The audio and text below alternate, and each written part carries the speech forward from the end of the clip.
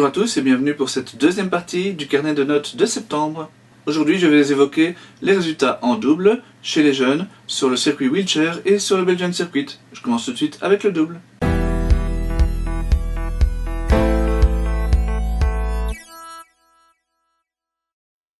Avec une nouvelle super performance de notre duo numéro 1 chez les garçons, Sander Gillet et Joran Wiegen.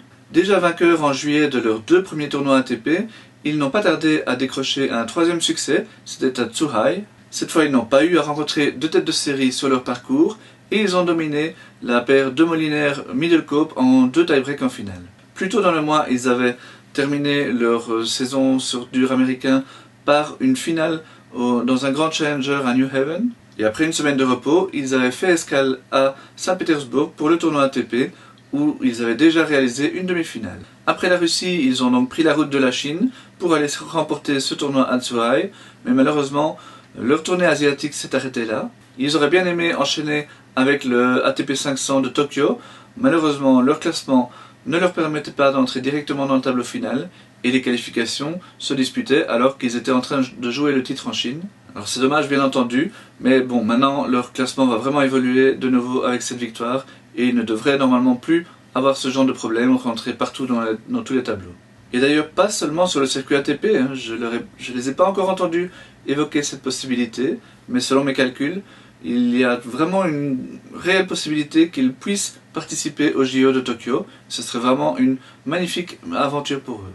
Ce serait évidemment très sympathique aussi de voir Elise Mertens jouer le double à Tokyo, soit avec Kirsten Flipkens, soit, qui sait, avec peut-être Kim Clijsters, qui a donc annoncé, vous l'avez certainement entendu, son retour à la compétition ce mois-ci. Mais nous en sommes évidemment encore très loin. C'est en tout cas pour l'instant avec Aryna Sabalenka que Elise continue à réaliser de très belles performances sur le circuit WTA. À Wuhan, la très sympathique paire belgo-biélorusse a encore atteint la finale. Elle n'a malheureusement pas réussi à tenir son brevet d'invincibilité après leur succès à l'US Open et leur série de victoires consécutives s'est arrêtée à 9 après leur défaite face à la paire Douan-Kudermetova. Yanina Wickmayer poursuit sa très belle saison en double. À Zhengzhou, elle a atteint la 4e finale WTA de sa carrière dans cette discipline. C'était surtout sa finale la plus relevée, puisqu'elle en avait déjà remporté 2 auparavant, mais c'était à chaque fois lors de tournois dotés de 250 000 $, alors que cette épreuve chinoise était 4 fois plus richement dotée. En finale, avec sa partenaire slovène Zidansek, elle a été battue par la paire Peschke-Melichar, la première tête de série. Le mois a encore été assez riche en résultats en double, puisqu'il y a également eu la victoire de Ruben Beumelmans au Challenger de Glasgow. Avec son partenaire allemand Daniel Mazur, il a dominé les 3 premières têtes de série du tournoi, notamment Jamie Murray en finale, excusez du peu. Il s'agit du 2e titre en Challenger en double pour Ruben depuis le début de la saison et le 8e depuis le début de sa carrière. Autre victoire importante, celle de Marina Zanevska à Saint-Malo. Je l'ai dit lors de la première vidéo, Marina retrouve petit à petit ses marques après pas mal de galères physiques. C'est donc super positif si elle accumule des victoires, encore plus évidemment si elle soulève des trophées, y compris en double, comme lors de cette ITF classée W60. Enfin, lors de la première vidéo, je vous ai longuement parlé de Lara Salden qui avait atteint une très belle finale en simple à Clermont-Ferrand, et ce tournoi lui a vraiment particulièrement réussi, puisqu'elle a également remporté le titre en double. Avec sa partenaire norvégienne Eikeri, elles ont très largement dominé le tournoi, puisqu'elles n'ont jamais laissé plus de 5 jeux à leurs adversaires. Au classement ATP de double, Sander Gillet et Joran Wiegen atteignent leur meilleur classement.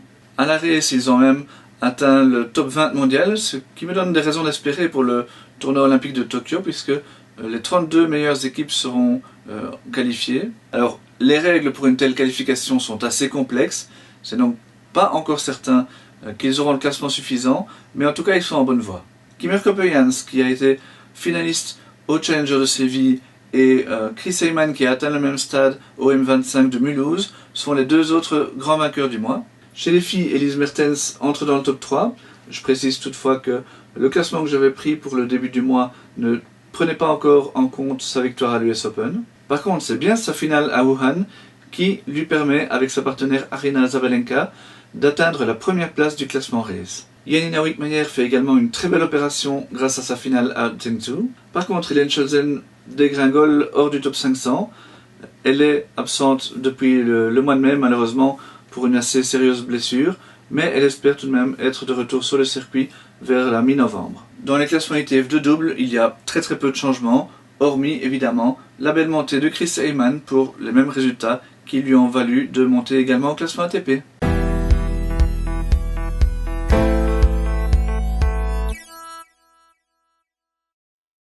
Après un mois d'août très chargé, seuls nos 3 meilleurs joueurs de tennis en fauteuil étaient actifs en septembre. Ils composent donc notre podium wheelchair, mais pas tout à fait à la même place que dans leur classement international, puisque c'est à nouveau Jeff Van Dorp qui atteint la première place. Il a disputé 2 épreuves en France et a tout d'abord atteint un quart de finale lors de l'ITF 1 de Laquart-sur-Mer à l'île de Ré. Là, il s'est incliné en 3-7 face à l'autre étoile montante du circuit, l'Espagnol Martín de la Puente. Il s'est ensuite rendu sur la Riviera pour disputer l'ITF 2 de Bio, et il n'y a été battu qu'en demi-finale par l'ancien numéro 1 mondial Gordon Reed. Et il ne s'est pas contenté de ce déjà très bon résultat, puisqu'il a remporté le tournoi du double aux côtés de la Puente et face à Reed en finale. Joachim Gérard a de nouveau perdu d'entrée en Grand Chelem. C'est déjà la 11e fois en 17 participations. À l'US Open, il était pourtant tête de série numéro 4, mais il a craqué d'entrée en 2 petits sets face au Français Pfeiffer. Il est ensuite resté aux États-Unis pour disputer le Super Series de Saint-Louis, où il s'est hissé en quart de finale. Il a lui aussi baissé pavillon face à Gordon Reed, mais pas sans combattre puisqu'il ne s'est incliné qu'au tie-break du dernier set. Enfin, Mike Denayer a également pris part à l'ITF 1 de l'île de Ré, et il y a franchi le premier tour avant de perdre face à la 3e tête de série, le japonais Miki. Il a ensuite traversé l'Atlantique pour disputer un ITF 2 à Montréal, mais il s'y est incliné d'entrée, là aussi face à la 3e tête de série. Au classement wheelchair international, il y a vraiment très peu de choses à dire, vous le voyez. A noter tout de même qu'en double, Joachim Gérard perd 2 places et sort du top 5.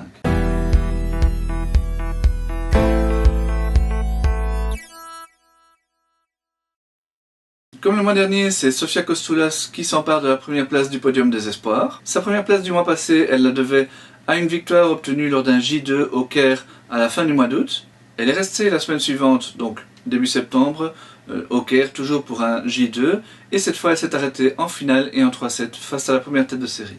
En double, elle a fait mieux puisqu'elle a remporté le titre, et il s'agit de son tout premier titre en junior en double.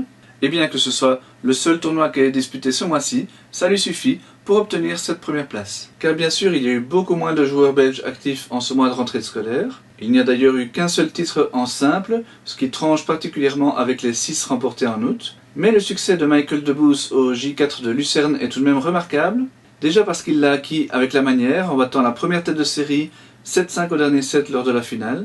Mais également et surtout parce qu'il s'agit de son premier titre international en simple. Le pensionnaire de la Kim Clijsters Academy s'était jusqu'ici surtout illustré en double, puisqu'il avait déjà obtenu 5 succès dans cette discipline. Et d'ailleurs, à Lucerne, il a encore disputé la finale du double. C'est également en double que Romain Faucon s'était illustré depuis le début de l'année avec 2 titres. Il en a glané un 3e lors de ce mois de septembre au J3 de Palerme. En simple, s'il s'est incliné au 2e tour en Sicile, il a tout de même atteint un quart de finale lors d'un J2 à Prague en début de mois. Les résultats de Raphaël Collignon sont assez similaires, avec également un quart en simple, mais seulement une finale en double. Ses performances, il les a réalisées lors du J2 du Caire, là où Sofia Kostoulas s'est également illustrée.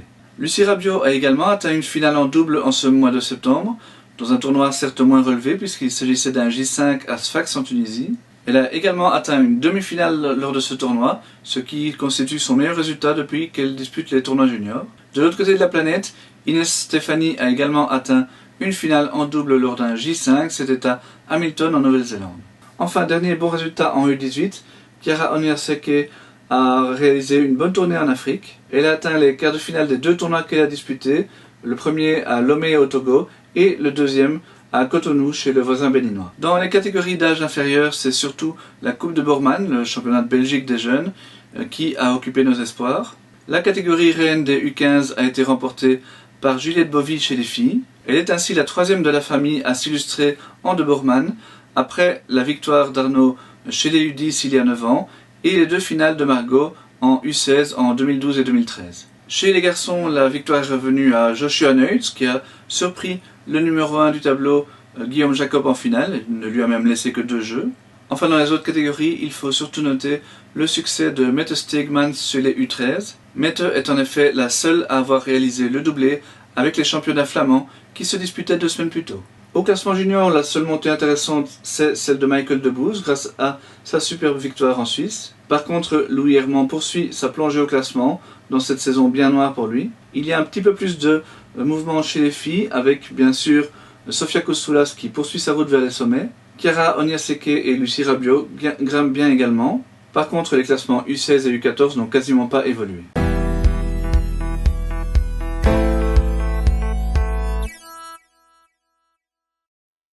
Sur le Belgian Circuit, le combat entre Claartje Liebens et Sophie Oyen a tourné à l'avantage de la première. Le dernier 5 étoiles de l'année, disputé au Léopold, a vu les deux amis s'affronter en finale et la victoire de Claartje a mis un terme à la bagarre. Sa dernière victoire de l'année, sa 11e tout de même, obtenue lors du 2 étoiles de Wimbledon, n'a fait qu'accentuer son avance au classement. Elle n'a par contre pas conclu sa saison sur une victoire, puisqu'elle s'est inclinée en demi-finale de la phase finale du Belgian Circuit face à Elin Beukens. C'est Clément Gaines qui a gagné le dernier 5 étoiles de la saison au Léo. Le néo-retraité du circuit international remportait là son 5e titre de la saison et le 2e en 5 étoiles. En finale, il a battu Yannick Van Den Bulck en 2-7 et c'était déjà défait de Julien Dubail en demi.